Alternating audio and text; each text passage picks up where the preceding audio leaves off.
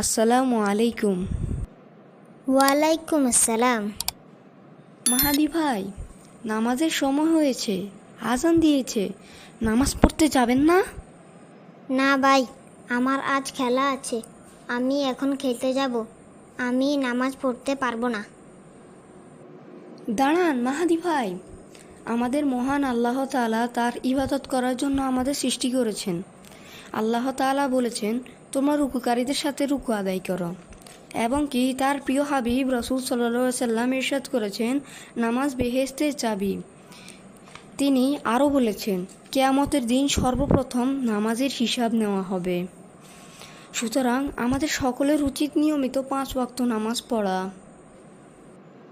ভাই, আমি তো এ ব্যাপারে চিন্তা করিনি। আপনাকে অনেক ধন্যবাদ। ভাই, চলেন এখন আমরা সবাই নামাজে যাই।